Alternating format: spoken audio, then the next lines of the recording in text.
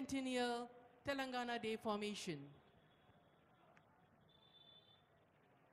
March past బృందాల్లో సాగి వెళ్ళిన బృందాలు అన్నిటికీ బ్రాస్ బ్యాండ్, పైప్ బ్యాండ్ బృందంతో సహా అందరికీ హృదయపూర్వక శుభాకాంక్షలతో ఇప్పుడు ప్రభుత్వం ఆమోదించిన రాష్ట్ర గీతాన్ని గౌరవనీయులైన ముఖ్యమంత్రి కొద్దిసేపట్లో ఆవిష్కరించబోతూ ఉన్నారు.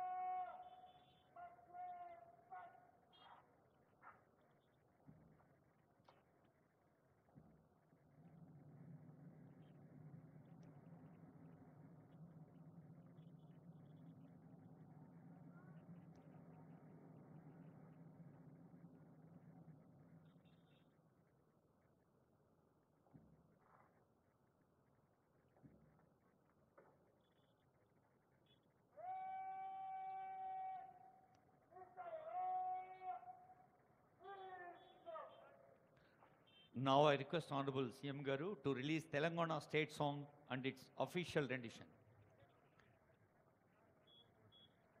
Release of Telangana state song and its official rendition by our Honorable Chief Minister, sir.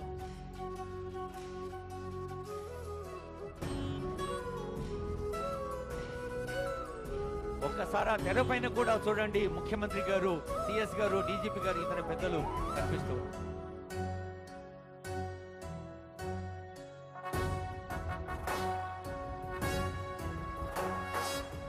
జయ హే తెలంగాణ జననీ జయ కేతనం, ముకోటి గొంతుకలు ఒక్కటైన చేతనం, తరతరాల చరిత గల తల్లి నీరాజనం, పద పదాన నీ పిల్లలు ప్రణమిల్లిన శుభ తరుణం. జయ తెలంగాణ, జయ జయ తెలంగాణ, జయ తెలంగాణ, జయ జయ తెలంగాణ.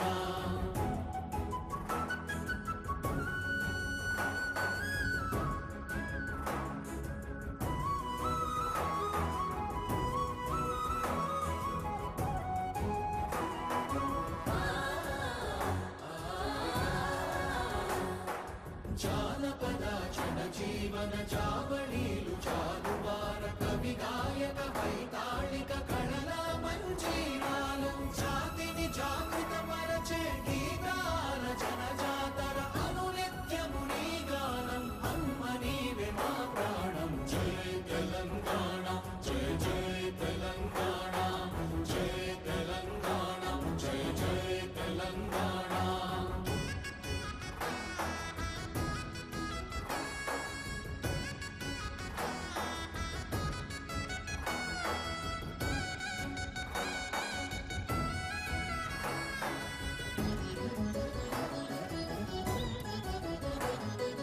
గోదావరి కృష్ణమ్మలు తల్లి నిను తడుపంగ, పచ్చని మా నేలల్లో పసిడి సిరులు పండంగా, సుఖశాంతుల తెలంగాణ సుభిక్షంగా ఉండాలి, ప్రతిదినమది తెలంగాణ ప్రజల కలలు పండాలి. జై తెలంగాణ, జై జై తెలంగాణ, జై తెలంగాణ, జై జై తెలంగాణ, జై తెలంగాణ, జై జై తెలంగాణ, జై తెలంగాణ, జై జై తెలంగాణ.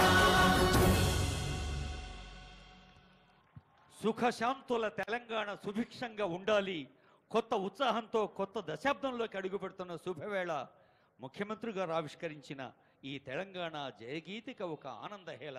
గీత రచయిత కవి అందశ్రీ గారు, సంగీత రచన శ్రీ కీరవాణి గారు. ఇప్పుడు మరొక అత్యంత ప్రధాన అంశంలోకి, ముఖ్యాంశంలోకి, ఈనాటి పండుగలో ఇప్పుడు ఒక చాలా ముఖ్యమైన సందేశాన్ని చూడబోతూ ఉన్నాం. చాలా ఆర్ద్రమైన ప్రేమపూర్వక ఆత్మీయ శుభాకాంక్ష వినబోతూ ఉన్నాం. తెలంగాణ సబ్బండ వర్గాల గుండె చప్పుడు విని తెలంగాణ స్వరాక్ష కాంక్షను నిజం చేసిన తల్లి సోనియమ్మ ఆ స్వరాష్ట్ర కాంక్షను మన అక్షరాల కళ్ళ ముందుంచిన అమ్మ సోనియమ్మ తెలంగాణ ప్రజల పక్షాన నిలబడి పట్టుదల చూపిన ధీర వనిత సోనియా గాంధీ గారు చిరకాల కోరికను మాతృ హృదయంతోనే చూసి రాజకీయాల కోణానికి అతీతంగా పరిష్కరించిన మాతృమూర్తి సోనియమ్మ 10 ఏళ్లు పూర్తి చేసుకొని నేటితో 11వ ఏటిలోకి అడుగుపెడుతున్న ఈ శుభ సందర్భంలో తెలంగాణ జాతి మొత్తము ముక్త కంఠంతో అమ్మకు కృతజ్ఞతలు చెబుతున్న వేళ ఈ 11వ వత్సరపు శుభ ప్రారంభ వేళ గౌరవనీయులైన సోనియా గాంధీ గారు మన తెలంగాణ గడ్డ మీద ప్రేమతో పంపిన సందేశం అదిగో అమ్మ సోనియమ్మ ఆప్యాయంగా మాట్లాడుతోంది మనందరితో. तेलंगाना के मेरे भाइयों और बहनों को नमस्कारम। आज तेलंगाना स्थापना दिवस के इस महत्वपूर्ण अवसर पर मैं अपने संदेश की शुरुआत माँ तेलंगाना के उन अनगिनत शहीदों को श्रद्धांजलि अर्पित करते हुए करना चाहती हूँ जो इस महान राज्य के निर्माण के लिए शहीद हुए। मैंने 2004 में करीमनगर में तेलंगाना के लोगों से वादा किया था कि कांग्रेस पार्टी उनके अलग राज्य के सपने को पूरा करेगी। इस बयान के बाद मेरी अपनी पार्टी के अंदर भी असहमति हुई थी। कई लोगों ने हमारी पार्टी भी छोड़ी, मगर आपके धैर्य और संकल्प ने मुझे तेलंगाना के सपने को पूरा करने की शक्ति, साहस और प्रेरणा दी। पिछले 10 वर्षों में तेलंगाना के लोगों ने मुझे बहुत सम्मान और प्यार दिया है। आपने हमारी पार्टी को एक समृद्ध और विकसित तेलंगाना के निर्माण की जो जिम्मेदारी सौंपी है, मैं उन सभी सपनों को पूरा करना अपना कर्तव्य समझती हूँ। आज इस शुभ दिन पर मैं आप सभी को विश्वास दिलाती हूँ कि तेलंगाना में रेवंत रेड्डी के नेतृत्व की कांग्रेस सरकार अपनी गारंटी को पूरा करने में कोई कसर नहीं छोड़ेगी। मैं आप सभी को 10वें तेलंगाना स्थापना दिवस के अवसर पर उसकी प्रगति और उज्जवल भविष्य के लिए अपनी शुभकामनाएं देती हूँ। जय हिंद, जय तेलंगाना। हम शुक्रगुजार हैं तल्ली सोनिया जी की उनकी बधाई संदेश पर। Now we have address by our honourable chief minister sir Revanth Reddy sir. నవోన్మేష ఉత్సాహంతో నవశకానికి స్వాగతం పలుకుదామంటూ 11వ వత్సరంలో అడుగు పెడుతున్న ఈ తెలంగాణ ఆవిర్భావ వేడుకల్లో ముఖ్య అతిథి గౌరవనీయులైన ముఖ్యమంత్రి శ్రీ రేవంత్ రెడ్డి గారి సందేశం.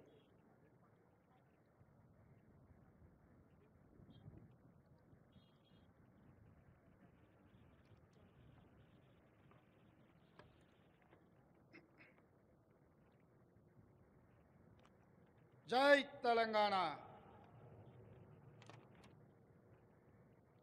4 కోట్ల ప్రజల హృదయాలు ఆనందంతో ఉప్పొంగే పర్వదినం ఇది. తెలంగాణ అస్తిత్వానికి ఆత్మగౌరవానికి పట్టాభిషేకం జరిగి దశాబ్ద కాలం పూర్తయింది. రాష్ట్ర సాధన కోసం ప్రాణాలు అర్పించిన అమరులకు ఈ సందర్భంగా నా నివాళులు అర్పిస్తున్నాను. 6 దశాబ్దాల మన కలను నిజం చేసిన నాటి ప్రధానమంత్రి శ్రీ మన్మోహన్ సింగ్ గారికి, నాటి యూపీఏ చైర్పర్సన్ శ్రీమతి సోనియా గాంధీ గారులకు తెలంగాణ సమాజం తరఫున ప్రత్యేక కృతజ్ఞతలు తెలుపుతూ 4 కోట్ల తెలంగాణ ప్రజలకు తెలంగాణ ఆవిర్భావ దినోత్సవ శుభాకాంక్షలు. స్వేచ్ఛ తెలంగాణ జీవన శైలిలో భాగం. బానిసత్వాన్ని తెలంగాణ భరించదు. ప్రేమను పంచడం, పెత్తనాన్ని ప్రశ్నించడం మన తత్వం. ఆకలినైనా భరిస్తాం కానీ స్వేచ్ఛను హరిస్తే సహించం. దాశరథి చెప్పినట్టు తెలంగాణ అమాయకపు నెరజానే కానీ అన్యాయం జరిగితే తిరగబడే నైజం కూడా మనలో ఉంది. సంక్షేమం ముసుగులో ప్రజాస్వామ్యాన్ని చెరబట్టాలని చూస్తే తెలంగాణ భరించదు. ప్రాంతేతరుడు ద్రోహం చేస్తే పొలిమేరల వరకు తరిమి కొడతాం. ప్రాంతం వాడే ద్రోహం చేస్తే ప్రాణాలతోనే పాతి పెడతాం అన్న కవి కాళోజీ మాటలు అక్షర సత్యాలు. మిత్రులారా, డిసెంబర్ 7, 2023న ప్రారంభమైన ప్రజాపాలనలో స్వేచ్ఛ పునరుద్ధరణకు మొదటి ప్రాధాన్యత ఇచ్చాం. ముళ్ళ కంచెలు, ఇనుప గోడలు తొలగించాం. పాలకులు పాలితుల మధ్య గోడలు బద్దలు కొట్టాం. మున్సిపల్ కౌన్సిలర్ నుండి ముఖ్యమంత్రి వరకు ప్రజలకు అందుబాటులో ఉండే పాలన తెచ్చాం. మేం సేవకులం తప్ప పాలకులం కాదన్న నిజాన్ని నిరూపించాం. ప్రగతి భవన్ను మహాత్మా జ్యోతిరావు పూలే ప్రజాభవన్గా పేరు మార్చి ప్రజలకు అందుబాటులోకి తెచ్చాం. అక్కడ ప్రతి మంగళ శుక్రవారాల్లో ప్రజావాణి కార్యక్రమాన్ని నిర్వహిస్తున్నాం. ప్రజల సమస్యలు నేరుగా విని పరిష్కరిస్తున్నాం. ఆనాడు సచివాలయంలోకి ఈరోజు సామాన్యుడు కూడా రాగలిగే పరిస్థితి తెచ్చాం. ఇందిరా పార్కులో ధర్నా చౌక్కి అనుమతి ఇచ్చాం. మీడియాకు స్వేచ్ఛనిచ్చాం. ప్రతిపక్షానికి గౌరవం ఇచ్చాం. మా నిర్ణయాల్లో లోటుపాట్ల సమీక్షకు అవకాశం ఇస్తున్నాం. తప్పులు జరిగితే సరిదిద్దుకోవడానికి సిద్ధంగా ఉన్నాం. మేమే సర్వజ్ఞానులం అన్న భ్రమలు మాకు లేవు. అందరి సలహాలను సూచనలను స్వీకరించి చర్చించి ముందుకు వెళుతున్నాం. ప్రజలకు స్వేచ్ఛ, సామాజిక న్యాయం, సమాన అవకాశాలు ఇవ్వాలన్నది మా ప్రభుత్వం యొక్క ప్రాధాన్యత. జూన్ 2, 2014 నాడు తెలంగాణ భౌగోళిక ఆకాంక్ష నెరవేరింది. అంతటితో మనము లక్ష్యం చేరినట్టు కాదు. ఉద్యమ లక్ష్యాలు, అమరుల ఆశయాలు సాధించిన నాడే తెలంగాణ సాధనకు సార్థకత వస్తుంది. దశాబ్ద కాలం అన్నది ఒక మైలురాయి. ప్రజల ఆశలు, ఆశయాలు నెరవేర్చడంలో మనం ఎక్కడ ఉన్నామన్నది సమీక్షించుకోవాల్సిన సందర్భం ఈ దశాబ్ది ఉత్సవం. నేను రాజకీయ విమర్శల జోలికి పోను, కానీ చరిత్రను సమీక్షించుకున్నప్పుడే భవిష్యత్తుకు పునాదులు వేసుకోగలం. తప్పప్పులను గుర్తించి దిద్దుబాటు చేసుకోవడం విఘ్నుల యొక్క లక్షణం. 10 ఏళ్ల పాలన తెలంగాణ 100 ఏళ్ల విధ్వంసానికి గురి అయింది. భౌతిక విధ్వంసమే మాత్రమే కాదు, తెలంగాణ మూల స్వభావమైన స్వేచ్ఛపై దాడి జరిగింది. సామాజిక న్యాయం మేడి పండు చందంగా మారింది. ప్రజలందరికీ చెందాల్సిన రాష్ట్ర సంపద గుప్పెడు మంది చేతుల్లోకి చేరింది. తెలంగాణ సంస్కృతి, సాంప్రదాయాలు విధ్వంసానికి గురయ్యాయి. ఆర్థిక విధ్వంసం సంగతి చెప్పనక్కరలేదు. ఇదంతా గతం. ప్రజలే, ప్రజల కోసం, ప్రజల చేత ఎన్నుకోబడిన ప్రభుత్వం ఇప్పుడు తెలంగాణలో ఉంది. ప్రజా ప్రభుత్వంలో జరుపుకుంటున్న మొదటి ఆవిర్భావ దినోత్సవం ఇది. అందుకే ఈ ఆవిర్భావ దినోత్సవానికి చరిత్రలో ప్రత్యేక స్థానం ఎప్పటికీ ఉంటుంది. మిత్రులారా, తెలంగాణ ప్రదాత, మనకు మాతృ సమానురాలైన శ్రీమతి సోనియా గాంధీ గారిని ఈ పండుగకు ప్రత్యేకంగా మా మంత్రివర్గం 4 కోట్ల ప్రజల తరఫున ఆహ్వానించాం. ఏ హోదాలో సోనియా గాంధీని ఆహ్వానించారని అడుగుతున్నారు. నేను చెప్పదలుచుకున్న, బిడ్డ ఇంట్లో శుభకార్యానికి తల్లికి హోదా కావాలా? తల్లిని ఆహ్వానించడానికి బిడ్డకు ఒకరి పర్మిషన్ అవసరమా? ఏ హోదా ఉందని, ఏ పదవిలో ఉన్నారని మహాత్మా గాంధీని మన జాతిపితగా గుర్తించుకున్నాం. తెలంగాణ చరిత్ర ఉన్నంత వరకు శ్రీమతి సోనియా గాంధీని ఈ సమాజం తల్లిగా గుర్తించి గౌరవిస్తుంది. ఈ గడ్డతో ఆ తల్లి బంధం రాజకీయాల బంధము కాదు. ఆ తల్లి బంధం పేగు బంధం ఈ తెలంగాణతో. ఈ దశాబ్ది ఉత్సవాల శుభ సందర్భంలో అమరుల ఆశయాలు ప్రజలు కళలు నెరవేర్చే దిశగా ప్రజాప్రభుత్వం కొన్ని కీలక నిర్ణయాలు తీసుకుంది. అందులో ప్రధానంగా సాంస్కృతిక పునరుజ్జీవనం, ఆర్థిక పునరుజ్జీవనం, ఈ రెండు ఇప్పుడు తెలంగాణ భవిష్యత్తు నిర్మాణానికి కీలక అంశాలు. ఈ దిశగా మన ప్రభుత్వం అడుగులు వేస్తుంది. మిత్రులారా, ఏ జాతికైనా తన సంస్కృతే తన అస్తిత్వం. ఆ సంస్కృతిని కాపాడటం ప్రభుత్వాల బాధ్యత. బోనం నుండి బతుకమ్మ వరకు, సాయుధ పోరాటం నుండి స్వరాష్ట్ర ఉద్యమం వరకు మన సంస్కృతి, మన చరిత్ర గొప్పవి. సమ్మక్క సారలమ్మ నుండి జోగులాంబ వరకు, భద్రాద్రి రాముడు నుంచి కొమరం భీముడి వరకు అమరుల త్యాగాలు, హక్కుల ఉద్యమాల వంటి వాటితో తెలంగాణ గొప్ప చారిత్రక వారసత్వాన్ని కలిగి ఉంది. ఈ సంస్కృతిని, చరిత్రకు పునరుజ్జీవనం జరగాలి. తెలంగాణ వచ్చి 10 ఏళ్ళైనా ఇప్పటికి మన రాష్ట్ర గీతము లేదు. ఉద్యమ కాలంలో ఉవ్వెత్తున స్ఫూర్తిని రగల్చిన జయ జయ హే తెలంగాణ జననీ జయ కేతనం గేయమే మన రాష్ట్ర అధికార గీతం కావాలని ఆనాడు ఆశించాం. సహజ కవి అందశ్రీ రచించిన ఈ గేయం మన రాష్ట్ర గేయంగా ఉంటుందని విశ్వసించాం. ప్రజల ఆకాంక్షల మేరకు ఈ పర్వదినాన జయ జయ హే తెలంగాణ గీతాన్ని రాష్ట్ర అధికార గీతంగా సగర్వంగా మా ప్రభుత్వం ప్రకటిస్తున్నది. చిహ్నం ఒక జాతి చరిత్రకు అద్దం పడుతుంది.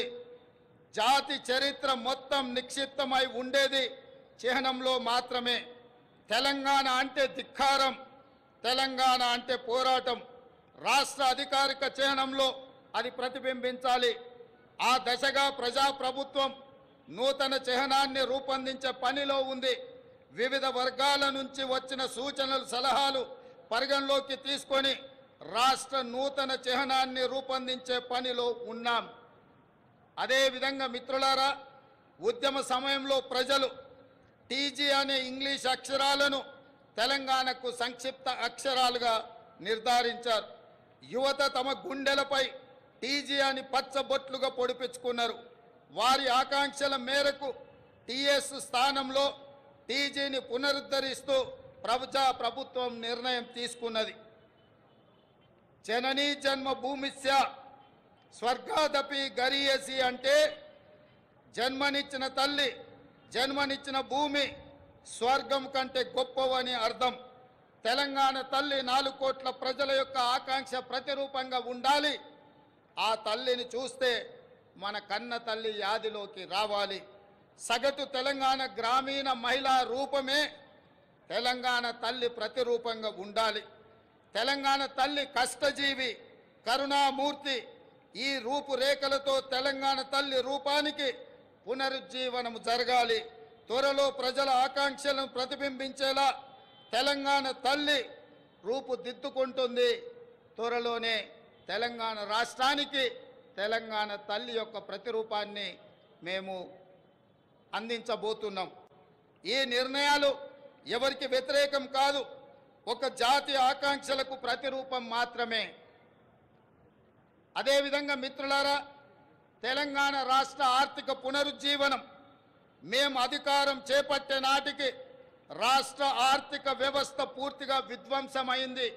7 లక్షల కోట్ల రూపాయల అప్పుల ఊబిలో తెలంగాణ కూరుకుపోయింది. శాసనసభలో శ్వేతపత్రము పెట్టి వాస్తవాలు ప్రజల ముందు ఉంచాం. రాష్ట్ర సంపద పెంచి పేదలకు పంచడానికి ఆర్థిక పునరుజ్జీవనం జరగాల్సిన అవసరం ఉందని మా ప్రభుత్వం గుర్తించింది. మా ప్రభుత్వం ఆ దిశగా ప్రయత్నం చేస్తుంది. కఠినమైన ఆర్థిక క్రమశిక్షణ పాటిస్తూనే సంక్షేమం, అభివృద్ధిలో రాజీ పడటం లేదు. ప్రభుత్వ ఉద్యోగులు, పెన్షనర్లకు 1వ తారీఖునే వేతనాలు ఇవ్వడం జరుగుతుంది. అదేవిధంగా మిత్రులారా, గ్రీన్ తెలంగాణ 2050 స్వల్పకాలిక ఆలోచనలు కాదు, దీర్ఘకాలిక ప్రణాళికలతో భవిష్యత్తుకు పునాదులు వేస్తున్నాం. మొత్తం తెలంగాణకు గ్రీన్ తెలంగాణ 2050 మాస్టర్ ప్లాన్ తయారు చేస్తున్నాం. రాష్ట్రాన్ని 3 జోన్లుగా విభజిస్తున్నాం. హైదరాబాద్ ఔటర్ రింగ్ రోడ్డు పరిధిలో ఉన్న ప్రాంతాన్ని అర్బన్ తెలంగాణగా, ఔటర్ రింగ్ రోడ్డు నుంచి రీజనల్ రింగ్ రోడ్డు మధ్య ప్రాంతాన్ని సబర్బన్ తెలంగాణగా, రీజనల్ రింగ్ రోడ్డు నుండి తెలంగాణ సరిహద్దుల వరకు ఉన్నది గ్రామీణ తెలంగాణగా నిర్ధారించాం. ఈ 3 జోన్లలో ఎక్కడ ఎలాంటి అభివృద్ధి జరగాలి, ఎక్కడ ఏ రకమైన మౌలిక సదుపాయాల కల్పన జరగాలన్నది ఈ మెగా ప్రణాళికలో విస్పష్టంగా తొందరలోనే ప్రకటిస్తాం. హైదరాబాదు నగరానికి ఒకనాడు తలమానికం మూసీ నది. ఈనాడు మూసీ ఒక మురికి కూపంగా తయారవుతే దానిని సుందరీకరించి, మూసీ సుందరీకరణ ద్వారా ఈ హైదరాబాదు నగరాన్ని ప్రపంచ చిత్రపటంలోనే ఒక విశ్వ నగరంగా మార్చడానికి ఈనాడు మా ప్రభుత్వం కార్యాచరణను చేపడుతుంది. మూసీ సుందరీకరణ పథకం ద్వారా పరివాహక ప్రాంతాన్ని ఉపాధి కల్పన జోన్గా తీర్చిదిద్దబోతున్నాం. ఈ పథకానికి ఇప్పటికే 1000 కోట్ల రూపాయలు కేటాయించాం. హైదరాబాద్ బ్రాండ్ ఇమేజ్ని ఈ పథకం మరో స్థాయికి తీసుకెళ్తుందనడంలో సందేహం లేదు. పర్యాటకం, ఆర్థికం, పర్యావరణం ఈ 3 కోణాలు ఇందులో ఉన్నాయి. ఎగువన ఉన్న ఉమ్మడి రంగారెడ్డి, దిగువన ఉన్న ఉమ్మడి నల్గొండ జిల్లాలో సాగునీటి వనరుగా కూడా మూసీ ఉపయోగపడుతుంది. ప్రజల అవసరాలకు తగ్గట్టు మెట్రో విస్తరణ ప్రణాళికలను ప్రకటించాం. రీజనల్ రింగ్ రోడ్డు త్వరితగతిన పూర్తికి ప్రయత్నిస్తాం. తక్కువ ఖర్చుతో ఎక్కువ నీరు ఇవ్వగలిగే సాగునీటి ప్రాజెక్టులకు తొలి ప్రాధాన్యత ఇవ్వడం జరుగుతుంది. రాష్ట్ర ఆర్థిక పునరుజ్జీవానికి అవసరమైన అన్ని నిర్ణయాలు తీసుకోవడం జరుగుతుంది. అన్నిటికంటే ముఖ్యంగా మిత్రులారా, ఈనాడు తెలంగాణ రాష్ట్రాన్ని ముఖ్యంగా ఆనాడు ఉద్యమంలో ఉవ్వెత్తున పాల్గొన్న తెలంగాణ యువత ప్రభుత్వాల నిర్లక్ష్యం వల్ల ఈనాడు డ్రగ్స్ మహమ్మారి వైపు, గంజాయి వైపు మళ్ళీ ఈరోజు తెలంగాణ సమాజాన్ని నిర్వీర్యం చేసే కుట్ర జరుగుతుంది. అందుకే తెలంగాణలో డ్రగ్స్ అన్న మాట వినిపించడానికి వీలు లేదని మేము సంకల్పించాం. డ్రగ్స్, గంజాయి విషయంలో ప్రభుత్వం అత్యంత కఠినంగా వ్యవహరిస్తుంది. టీ-న్యాప్కి పూర్తి సహకారం, స్వేచ్ఛను ఇస్తున్నాం. అవసరమైన నిధులు ఇస్తున్నాం. డ్రగ్స్ విషయంలో ఎంతటి వారు ఉన్నా వదిలే సమస్య లేదు. ఈ విషయంలో వ్యక్తిగతంగా నేను చాలా పట్టుదలతో ఉన్నాను. మన భవిష్యత్తు, యువత భవిష్యత్తుకు సంబంధించిన ఈ అంశం అందుకే ఉక్కు పాదంతో అణిచివేయాలని మా ప్రభుత్వం సంకల్పించింది. డ్రగ్స్ ఫ్రీ తెలంగాణ ప్రభుత్వ పరంగానే కాదు, వ్యక్తిగతంగా నేను ఎంతో ప్రాధాన్యతను ఇస్తున్నాను. అదేవిధంగా మిత్రులారా, ప్రజాపాలన ప్రజల వద్దకు చేర్చాలన్నది మా ఆలోచన. ఇందిరమ్మ గ్రామ సభల ద్వారా 2023 డిసెంబర్ 28 నుండి 2024 జనవరి 6 వరకు అభయహస్తం గ్యారంటీలను అమలుకు దరఖాస్తులను స్వీకరించాం. మహాలక్ష్మి, ఇందిరమ్మ ఇండ్లు, గృహజ్యోతి, చేయుత, రైతు భరోసా పథకాల కోసం 1,28,00,000 మంది దరఖాస్తులు పెట్టుకోవడం జరిగింది. ఇందులో డూప్లికేట్ దరఖాస్తులు మినహాయించగా 1,09,000 దరఖాస్తులు మిగిలాయి. ఈ దరఖాస్తులను కంప్యూటరీకరించి ఈ సమస్యలన్నిటిని కూడా పరిష్కరించి తెలంగాణ రాష్ట్రంలో పేద ప్రజలందరికీ సంక్షేమ పథకాలను అందుబాటులోకి తీసుకురావాలని నా మంత్రివర్గం ఉక్కు సంకల్పంతో ఈరోజు పనిచేస్తుంది. అదేవిధంగా మిత్రులారా, అధికారంలో వచ్చిన 48 గంటల్లోనే 2 గ్యారంటీల అమలుకు శ్రీకారం చుట్టాం. ఆడబిడ్డలకు ఉచిత బస్సు ప్రయాణ సౌకర్యాన్ని కల్పించాం. పైసా ఖర్చు లేకుండా రాష్ట్రంలో ఎక్కడికైనా ఉచితంగా వెళ్లే అవకాశం మహిళలకు, మా సోదరి మనులకు ఈ పథకం ఉపయోగపడుతుంది. ఈనాడు కోట్లాది మంది ఆడబిడ్డలు అమ్మగారింటికైనా అత్తగారింటికైనా భద్రాచలం గుడికైనా సమ్మక్క సారలమ్మ సందర్శనానికైనా కోట్లాది మంది మహిళలు వినియోగించుకుంటున్నారు అనంటే మా ప్రభుత్వానికి ఎంతో సంతృప్తినిచ్చింది ఈ ఉచిత బస్సు ప్రయాణ సౌకర్యం. అదే విధంగా బస్సులు సరిపోవడం లేదు, వాళ్ళకు సమస్య అవుతున్నదంటే అదనంగా బస్సులను ఏర్పాటు చేయడమే కాదు, అదనంగా బస్సులను కూడా మా ప్రభుత్వం కొనుగోలు చేసి మా ప్రాధాన్యత మహిళల పట్ల అత్యధికంగా ఉంటుంది అని చెప్పి ఆ తల్లులకే ఈ ఉచిత బస్సు ప్రయాణాన్ని మేము అంకితం చేయడం జరిగింది. అదేవిధంగా పేదల ఆరోగ్య విషయంలో రాష్ట్ర ప్రభుత్వం ఆనాడు డాక్టర్ వైఎస్ రాజశేఖర రెడ్డి గారు ఉన్నప్పుడు శ్రీమతి సోనియా గాంధీ గారి నేతృత్వంలో ఆరోగ్యశ్రీ పథకాన్ని తీసుకువచ్చి పేద ప్రజలకు ఆరోగ్యాన్ని కార్పొరేట్ వైద్యాన్ని అందించడం ద్వారా ఆ కుటుంబాలను ఆదుకునే విధంగా ఆనాడు ఆ పథకాన్ని ప్రవేశపెట్టడం జరిగింది. కొన్ని ప్రత్యేకమైన పరిస్థితుల వల్ల ఆ పథకం నిర్వీర్యమైన మళ్ళీ ప్రజాపాలన ప్రారంభించిన ఎంబడే మా ప్రభుత్వం మా మంత్రివర్గం 5 లక్షల రాజీవ్ ఆరోగ్యశ్రీ పథకాన్ని పేదలకు ఉచిత వైద్యాన్ని అందించడానికి 10 లక్షల రూపాయలకు పెంచి డిసెంబర్ 9 నుంచి అమలు చేసి పేదల ఆరోగ్యాన్ని కాపాడే విధంగా ఈనాడు మా ప్రభుత్వం ముందుకెళ్తుంది. అందుకే ఈరోజు పేదల యొక్క ఆరోగ్యం మా ప్రభుత్వం యొక్క బాధ్యత అని చెప్పి సగర్వంగా నేను తెలియజేస్తున్నాను. అదేవిధంగా యువత ఉద్యోగాల నోటిఫికేషన్లు పరీక్షల నిర్వహణ పారదర్శకంగా నిర్వహించడానికి తెలంగాణ పబ్లిక్ సర్వీస్ కమిషన్ని ప్రక్షాళన చేశాము. 70 రోజుల్లోనే 30,000 మంది నిరుద్యోగ యువకులకు ఉద్యోగ అవకాశాలు కల్పించి ఉద్యోగ పత్రాలు ఎల్బీ స్టేడియంలో వాళ్ళ కుటుంబ సభ్యుల సమక్షంలో వాళ్ళ కళ్ళల్లో సంతోషాన్ని చూస్తూ మా ప్రభుత్వం నియామక పత్రాలను అందజేయడం జరిగింది. ఈనాడు నిరుద్యోగ యువకుల యొక్క ఉద్యోగ ఉపాధి అవకాశాలు మా ప్రభుత్వం ఎంతో ప్రాధాన్యతతో వాటిని నిర్వహిస్తున్నది. అదేవిధంగా గ్రూప్ 1 నోటిఫికేషన్ ఇచ్చినాం. ఈ నెల 9న ప్రాథమిక పరీక్ష జరగబోతుంది. అదేవిధంగా మెగా డిఎస్సి పోస్టులతో 11,062 ఉద్యోగ నోటిఫికేషన్లు ఇచ్చినాం.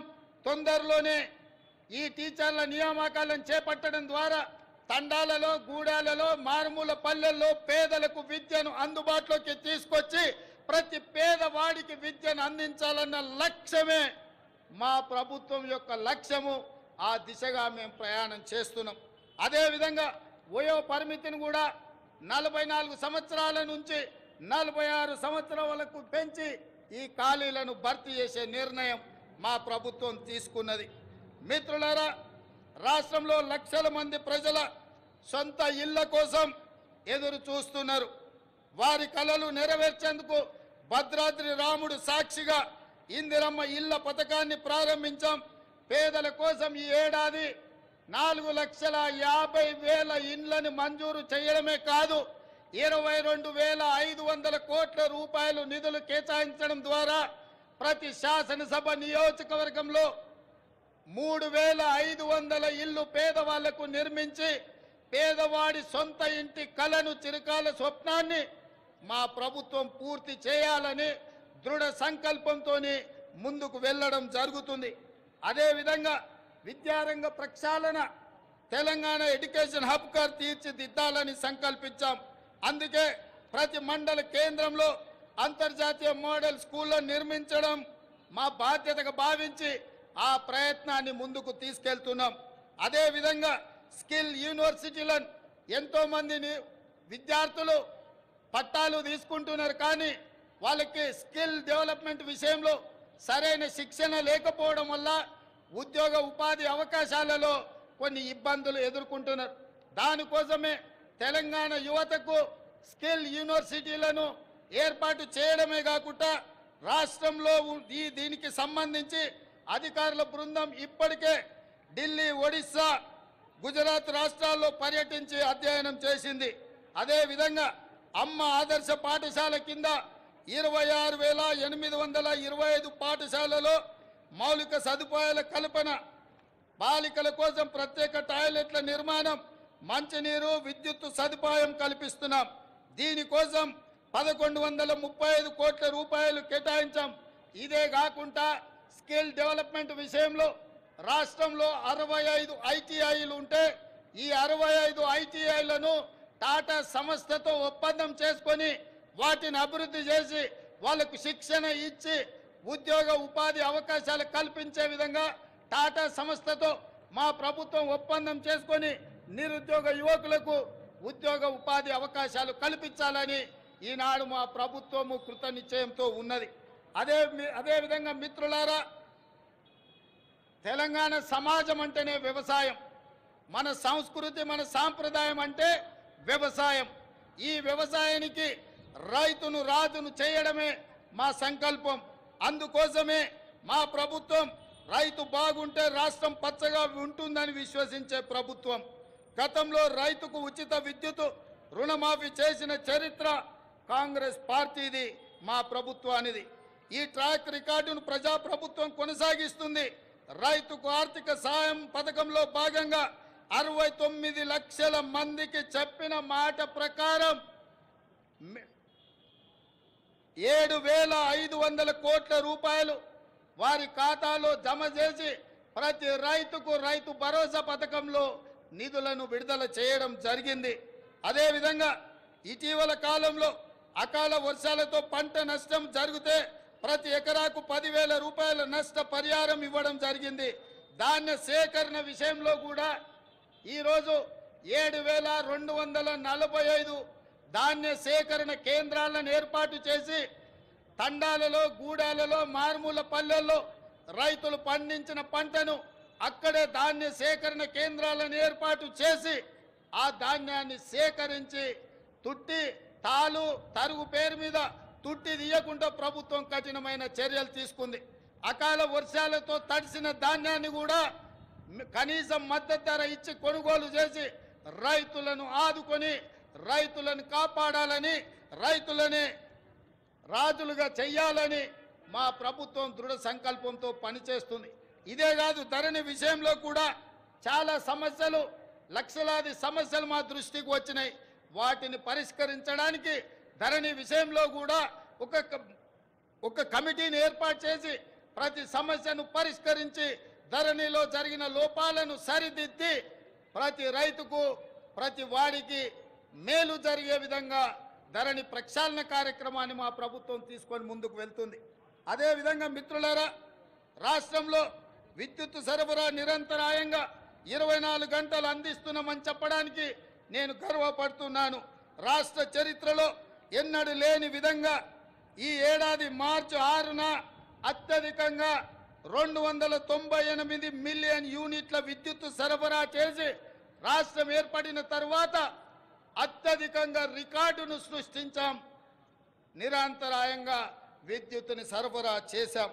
పేదల గృహాలకు, వ్యవసాయానికే కాదు భూమి లేని నిరుపేదలకు ప్రతి ఇంటిలో వెలుగులు చూడాలని, వాళ్ళ కళ్ళల్లో ఆనందం ఉండాలని ప్రతి పేదవాడికి 200 యూనిట్లు ఉచిత విద్యుత్తును అందించి పేదవాళ్ళకు అండగా నిలబడి ఈరోజు మా ప్రభుత్వం ముందుకు సాగుతున్నది. అదేవిధంగా మిత్రులారా, పెట్టుబడుల విషయం, రాష్ట్రంలో పెట్టుబడులు తీసుకొచ్చి తద్వారా ఉద్యోగ ఉపాధి అవకాశాలు కల్పించి రాష్ట్ర ఆదాయాన్ని పెంచి పేదలకు పంచాలన్న లక్ష్యంతో దావూస్ పర్యటన మా మంత్రి సహచరులతో పర్యటన చేయడం జరిగింది. ఈ పర్యటనలో 40,000 కోట్ల రూపాయలకు సంబంధించిన పెట్టుబడుల ఒప్పందాలు రాష్ట్ర ప్రభుత్వం చేసుకున్నది. ఇది పెట్టుబడుల ఆకర్షణలో ఒక గొప్ప రికార్డు. ఈ ఒప్పందం కార్యరూపం దాల్చే కార్యాచరణ మొదలు పెట్టాం. తద్వారా మన యువత ఉపాధి, ఉద్యోగ కల్పనలు ఈ ప్రభుత్వం కంకణబద్ధమై ఉంది. అదేవిధంగా మిత్రులారా, మహాలక్ష్మి పథకం, మహాలక్ష్మి ఈరోజు నాకు చాలా ఆనందంగా ఉంది. ఈ రాష్ట్ర అవతరణ ఉత్సవాలలో ఈనాడు పర్యటన చేస్తున్నప్పుడు ఇటువైపున అటువైపున వేలాది మంది మా తెలంగాణ ఆడబిడ్డలు ఇక్కడికి వచ్చి మా మహాలక్ష్ములందరూ మా ప్రభుత్వాన్ని ఆశీర్వదించడానికి వాళ్ళందరూ ఇక్కడికి రావడం జరిగింది. మనస్ఫూర్తిగా వారికి ధన్యవాదాలు తెలియజేస్తూ, మహాలక్ష్మి పథకం ద్వారా 1,000,000 మంది ఆడబిడ్డలను కోటీశ్వరులను చేయాలన్నది మా ప్రభుత్వ సంకల్పం. మహిళలు తయారు చేసే ఉత్పత్తులకు సరైన మార్కెటింగ్ సదుపాయం కల్పిస్తాం. వాళ్ళ ఉత్పత్తులను మార్కెటింగ్ చేసుకోవడానికి హైటెక్ సిటీ పక్కన శిల్పారామం దగ్గర 3 ఎకరాల స్థలాన్ని వందలాది స్టాళ్లను పెట్టుకోవడానికి వాళ్ళకి స్థలాన్ని కేటాయించడం జరిగింది. ఏ ప్రాంతంలో అయితే విప్రో, ఇన్ఫోసిస్, ఐటీ కంపెనీలు ఉన్నాయో ఆ పక్కనే మా ఆడబిడ్డలకు గ్రామీణ ప్రాంతాలలో వారు చేసిన ఉత్పత్తులను అమ్ముకోవడానికి శిల్పారామం పక్కన 3 ఎకరాల స్థలాన్ని కేటాయించాం. అందులో వాళ్ళ ఉత్పత్తులను సగర్వంగా ఈ ప్రపంచానికి పరిచయం చేసే అవకాశం ఉంది. ఆ విధంగా మా ఆడబిడ్డలను పారిశ్రామికవేత్తలను చేసి కోటీశ్వరులుగా మార్చాలనే సంకల్పం మా ప్రభుత్వం తీసుకున్నది. మా ఆడబిడ్డల ఆశీర్వాదం మాకు ఎప్పుడు ఉండాలని నేను వారికి విజ్ఞప్తి చేస్తున్నా. ఇదే కాదు, ఈనాడు వంటలో ఇల్లాలు సంపాదించిన సొమ్ము సిలిండర్కే ఖర్చు అవుతున్నది. కాబట్టి 1200 రూపాయలు ఉన్న సిలిండర్ను ఈనాడు 500 రూపాయలకి ఆడబిడ్డలకు అందించడం ద్వారా ఆడబిడ్డల కళ్ళల్లో కన్నీళ్లు రావద్దు, ఆ కుటుంబాలు సంతోషంగా ఉండాలి, ఆడబిడ్డలకు అండగా నిలబడాలని 500 రూపాయలకే ఈనాడు మా ప్రభుత్వం సిలిండర్ను అందించడం జరుగుతుంది. అదేవిధంగా మిత్రులారా, తెలంగాణ ముందు పలు సవాళ్లు కూడా ఉన్నాయి. ముఖ్యంగా కృష్ణా గోదావరి జలాల్లో మన వాటా లెక్క తేల్చాల్సిన అవసరం ఉంది. 10 ఏళ్ళైనా నీటి పంపకాలు జరగలేదు. కేంద్రంపై ఒత్తిడి తెచ్చి త్వరగా నీటి వాటాలు సాధించుకొని సాగునీటి ప్రణాళికలు సమర్థవంతంగా అమలు చేసుకోవాలన్నది ప్రజాప్రభుత్వం యొక్క ఆలోచన. హైదరాబాద్ ఉమ్మడి రాజధానికి ఈ రోజుతో కాలం చెల్లింది. ఆంధ్రప్రదేశ్లో ఆస్తుల విభజనకు సంబంధించి ఈ సమస్యలను సాధ్యమైనంత త్వరగా పరిష్కరించుకుంటాం. అదేవిధంగా మిత్రులారా, తెలంగాణ ప్రపంచానికి ఒక దిక్సూచి కావాలి. విశ్వ వేదికపై తెలంగాణ విజయ పతాక సగర్వంగా ఎగరాలి.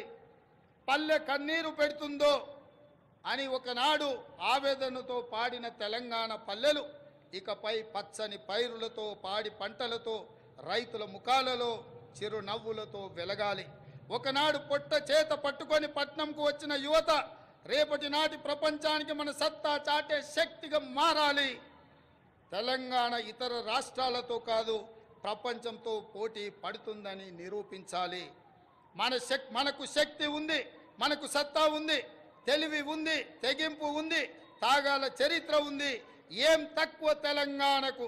హైదరాబాద్ మన బ్రాండు, ప్రపంచ నెంబర్ 1 బ్రాండ్గా హైదరాబాద్ ఎదగాలి. తెలంగాణను ప్రపంచానికి డెస్టినేషన్గా మార్చాలన్న తపన ఉంది.